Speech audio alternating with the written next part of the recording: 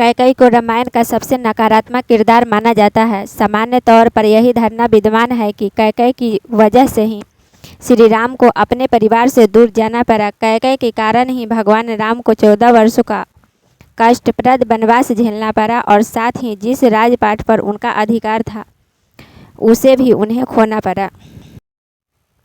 हम जब से रामायण पढ़ते और इससे संबंधित कहानियाँ या कथाएं सुनते आए हैं, उसके अनुसार कैकेयी के कारण ही माता सीता को अपने विवाहित जीवन का आनंद प्राप्त नहीं हुआ, बल्कि इसकी जगह उन्हें वन की यातना सहन करनी पड़ी और रावण के महल में एक कैदी की भांति रहना पड़ा। निश्चित तौर पर यह सब कैकेयी के कारण ही हुआ, लेकिन इसके पीछे कैकेयी का लालच नहीं बल्कि उसका त्याग था। आपको यह बात जरूर हैरान कर रही होगी कि त्याग कैसा, तो इससे संबंधित एक पौराणिक कथा हम आपको सुनाते हैं जो ये बताएगी कि आखिर क्यों कैकेयी, जो भगवान राम को अपने पुत्रों से भी ज़्यादा प्रेम करती थी, वह क्यों उन्हें वनवास देने के लिए कैसे राजी हो गई। राजा दशरथ जब भी कभी युद्ध पर जाते थे, अपनी छोटी पत्नी कैकेयी के साथ ले जाते थे। इसका कारण यह था कि कैकेयी युद्ध कला जानती थी, वह अस्त्र शस्त्र और रथ चलाने में निपुण थी। जब राजा दशरथ बाली के साथ युद्ध करने गए तभी कैकेयी उनके साथ थी। बाली को यह वरदान प्राप्त था कि जो शत्रु उसके सामने आकर युद्ध करेगा उसकी आधी शक्ति बाली को प्राप्त हो जाएगी। महाराज दशरथ के साथ भी यही हुआ, परिणाम स्वरूप उन्हें हार का मुख देखना पड़ा।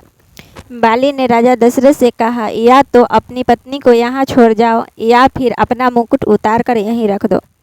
कैकेयी के सम्मान को बचाने के लिए राजा दशरथ अपना मुकुट बाली के महल में छोड़ आए। इस बात को कैकेयी कभी भूल नहीं पाई। वह इसके लिए कभी स्वयं को माफ़ नहीं कर पाई कि उसके पति को उसकी वजह से अपना मुकुट, जो किसी भी राजा के सम्मान का प्रतीक है, गंवाना पड़ा। यह मुकुट रघुकुल की शान थी। वह हमेशा इसी चिंता में रहने लगी कि कैसे वह मुकुट बाली के महल से वापस लाया जा सके। जब राज तिलक का समय आया तब कैकेयी और दशरथ ने फिर एक बार इस बात पर चर्चा की कि कैसे उस मुकुट को वापस लेकर आया जाए। तब उन्होंने भगवान राम को राज तिलक के बदले वनवास सौंप दिया और उनसे कहा, बाली से वह मुकुट जरूर लेकर आना। जब राम और बाली का युद्ध हुआ तब बाली को भगवान राम से मात मिली। भगवान राम ने उन्हें अपना परिचय दिया और उस मुकुट के विषय में पूछा।